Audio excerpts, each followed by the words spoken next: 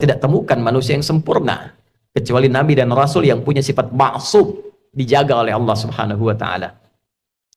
Siapa yang dari baligh sampai sekarang Jumatan yang tidak pernah salah pandangannya, tidak pernah keliru bicaranya, tidak pernah salah mendengarnya? Mustahil. Seustad-ustadnya, kiai sekiai-kiainya pasti pernah salah. Jadi kalau Anda ingin mencari kesalahan seorang ustadz, ya pasti ditemukan sepanjang dia manusia. Kiai demikian, Habib demikian, sepanjang manusia, sepanjang bukan nabi dan rasul. Siapapun, mau pejabat, mau rakyat, mau birokrat, siapapun, pasti ada potensi untuk berbuat salah sepanjang kita masih hidup dan sepanjang setannya juga menunaikan tugasnya untuk menggoda manusia. Nah, Allah yang punya sifat Rahman dan Rahim sebagai penutup bagian dari khutbah ini menginginkan dalam situasi itu pun tetap melindungi kita, tetap menjaga kita. Karena Allah pun mendeklarasikan, engkau bisa menggoda, tapi aku pun membentengi hambaku dari godaanmu itu. Maka kesempatan diberikan oleh Allah supaya kita menyadari kekeliruan itu, mengoreksinya, dan kembali kepada jalan kemuliaan. Tidak ada manusia yang tidak salah selain Nabi dan Rasul. Tapi diberi kesempatan oleh Allah dari kesalahan itu kembali menjadi soleh.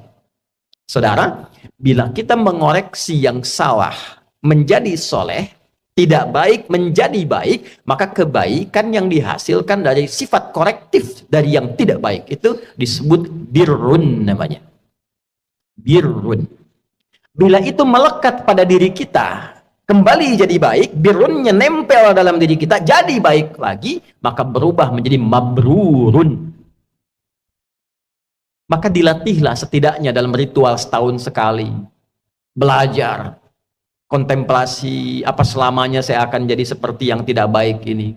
Kata-kata kotor, senang mencela orang, pikiran yang nggak bagus, mendengar yang nggak baik. Sementara saya sadar saya pulang akan menghadap Allah. Nanti dikumpulkan di padang Arafah. Maka dibawa ke miniatur kehidupan orang kumpul semua sama. Mau pejabat, mau rakyat, mau punya kedudukan, mau tidak, pakaiannya sama, ritualnya serupa. Deklarasi kesetaraan. Bahkan sebelum PBB deklarasi, sebelum ada terbentuk banyak negara, Islam sudah memperkenalkan kesetaraan. Tapi dalam kesetaraan itu ada renungan. Apakah akan begini selamanya? Sementara kita akan pulang kepada Allah. Apa enggak malu pulang dengan status sebagai pencuri, pulang dengan status sebagai koruptor, pulang dengan status sebagai pencela, pulang dengan status sebagai penyogok? Apa enggak malu diviralkan di alam akhirat nanti? Fulan koruptor, fulan penyogok, fulan pezina, fulan penipu, datanya dibuka semua, nggak bisa bohong dia. Apa nggak malu? Maka direnungi itu di Arafah itu. Taubat dia, kenali dirinya, tahu kemana ia berkehidupan, kemana ia berakhir, kemana ia pulang. Setelah itu dia bertekad, dia zikir dari Arafah pergi ke Muzdalifah. Fa idza afadtum min Arafatin fadhkurullaha indal masy'aril haram. Dia bawa zikirnya, dia bertekad, dia akan lempari itu sifat-sifat buruknya yang ada dalam tubuhnya dulu, karena tiga yang mempengaruhi dia menjadi tidak baik. Dirinya yang tidak bisa mengontrol nafsunya, faktor lingkungan sekitar yang dekat, lalu yang ketiga lingkungan jauh, terdekatnya disebut aqabah dalam diri, lingkungan sekitaran disebut wusta, yang jauh disebut dengan ula. Maka yang pertama dia lakukan, lempari dulu sifat yang tak baik dalam dirinya. Maka catatan di Arafah, dia bawa ke Muzdalifah, dia bawa 7 kerikil di situ, dia datang ke Jamarat, dia lempari. Bismillah, Allahu Akbar, lontar sifat kurang baiknya. Oh, ini diri saya yang tak bisa mengontrol nafsu, sering celah orang. Bismillah, Allahu Akbar, lontar, dia nangis karena yang dilontar sifat buruknya. Ritualnya demikian. 2 lontar, 3 lontar, sampai ujung kepala sampai kaki. Setelah dia melontar, dia menghadap ke arah kiblat, lalu dia berkomitmen. Inni wajjahtu wajhiya lilladzi fatara as-samawati wal arda hanifan musliman wa ma ana minal musyrikin. Inna salati wa nusuki wa mahyaya wa mamati lillahi rabbil alamin la syarika lah wa bidzalika umirtu wa ana minal muslimin wa ana awwalul muslimin. Ya Allah, detik inilah aku pasrahkan diriku sepenuhnya kepada Engkau, penguasa semesta. Ada orang-orang berkata Tuhan itu alam semesta, maka Allah lebih detil lewat Rasul yang disampaikan, akulah penguasa alam semesta itu. Ada sering orang berkata karena dia sulit menemukan Tuhan, dia katakan semesta begini, alam semesta memberikan hukum. Saudara, Allah langsung mengatakan, Alhamdulillahi Rabbil Alamin. Kalau engkau masih bingung, akulah Tuhan yang merawat dan mencipta semesta itu.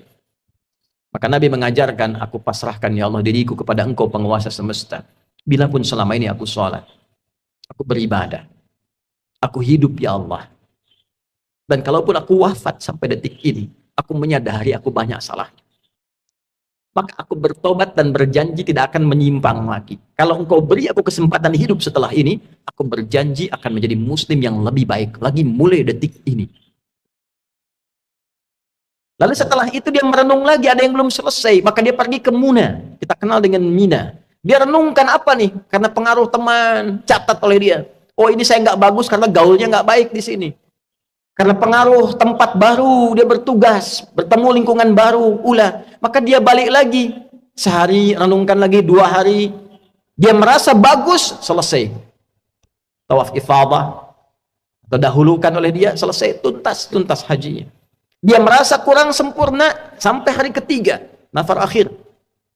Wadhkurullaha fi ayyamin ma'dudat, faman ta'ajjala fi yawmaini fala ithma alaihi, wa man ta'akhkhara fala ithma alaihi. Apa kesimpulannya? 5 nittaqa. Jika dia sudah menilai dirinya, takwanya sudah balik. Jadi intinya takwa lagi. Takwa lagi. Itulah sebabnya bekal haji pun dari bekal takwa, pulang takwa. Di mana ditemukan statement bekalnya? Al-Baqarah 197. Al-hajju ashhurum ma'lumat, faman farada fihinna al-hajja fala rafatha wala fusuqa wala jidala fil hajj, wa ma taf'alu min khairin ya'lamuhu Allah, wa tazawwadu fa inna khairaz zadi taqwa. Haji itu ditentukan waktunya, sudah viral diketahui persiapan sampai puncaknya. Jika Anda komitmen bersiap haji, maka siapkan dirimu. Jangan berkata kotor.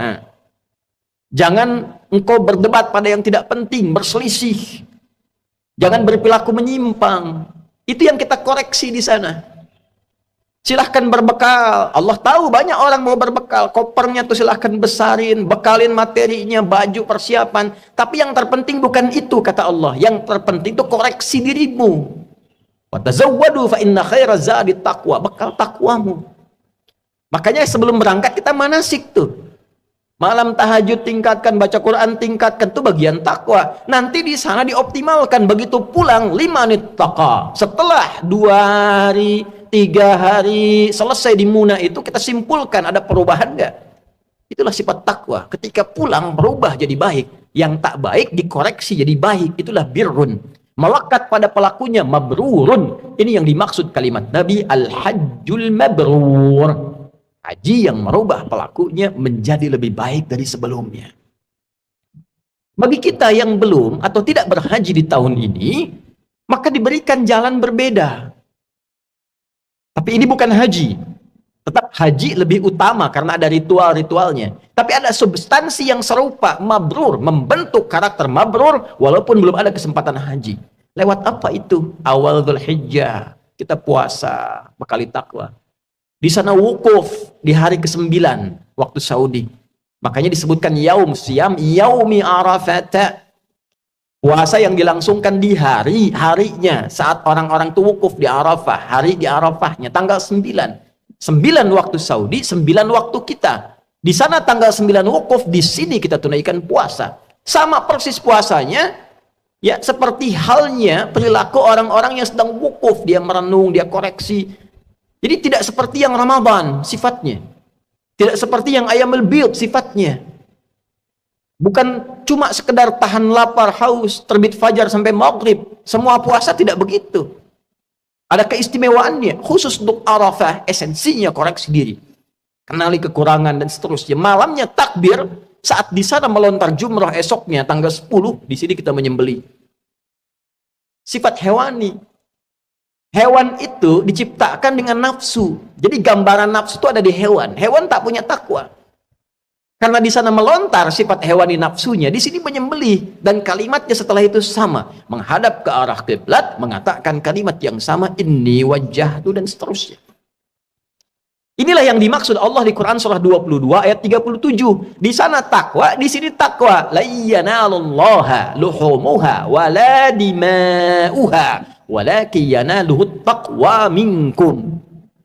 Yang diterima, yang sampai pada Allah itu bukan berapa besar sapinya, bukan berapa besar kerbaunya, bukan berapa banyak darahnya. Yang diterima oleh Allah, kata Allah, takwanya. Ada perubahan nggak? Merasa lebih dekat nggak dengan Allah? Merasa meningkat gak ibadahnya? Meningkat, mendekat, lebih dekat lagi, itu korba. Semakin meningkat disebut kurban. Itulah sebabnya ibadahnya disebut kurban. Dari kata korba, bukan korban. Kurban. Kenapa disebut kurban? Yang dimaksudkan ketika kita berbagi dan komitmen menjadi baik, dilihat standarnya setelah itu menjadi lebih dekat hubungannya dengan Allah. Meningkat takwanya. Itulah mabrur. Sekarang kita lihat. Sehari setelah hari tasyrik, Jumat ini, Jumat deklarasi perubahan diri kita. Bukankah kita di Jumat ini dipanggil untuk meningkatkan zikir? Coba dicek, jadi lebih dekat gak dengan Allah? Merasa meningkat gak takwanya?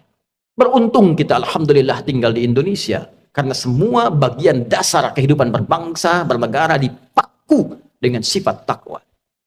Di pendidikan, Undang-Undang Sisdiknas nomor 20 tahun 2003, dari mulai pasal menimbang A sampai E, 5 itu poinnya. Poin kedua, B itu sudah takwa. Undang-Undang Dasar tahun 1945 mengamanatkan pada pemerintah, mengusahakan menyelenggarakan satu sistem pendidikan yang meningkatkan keimanan dan ketakwaan pada Tuhan Yang Maha Esa, serta akhlak mulia. Baru mencerdaskan kehidupan bangsa. Masuk tentara Sabta Marga, ada 7. Nomor 3-nya itu adalah takwa. Kami tentara Indonesia yang bertakwa pada Tuhan Yang Maha Esa, membela kebenaran, kejujuran, dan keadilan. Masuk hakim, ada pancadharma. Nomor 1-nya itu takwa. Dari takwa sampai tirta, 1-nya takwa. Kami hakim Indonesia yang bertakwa pada Tuhan Yang Maha Esa. Masuk polisi, Tribrata, nomor 1-nya takwa. Kami polisi, Negara Kesatuan Republik Indonesia yang bertakwa pada Tuhan Yang Maha Esa. Jadi itu ukuran pendiri bangsa ini menginginkan kita jadi orang baik sebelum pintar. Sebab pintar tidak baik, celaka. Korupsi itu banyak dilakukan oleh yang pintar. Pengelabuannya oleh yang pintar. Cuma karena nggak ada takwanya sebagai amanat undang-undang, itu yang jadi problem.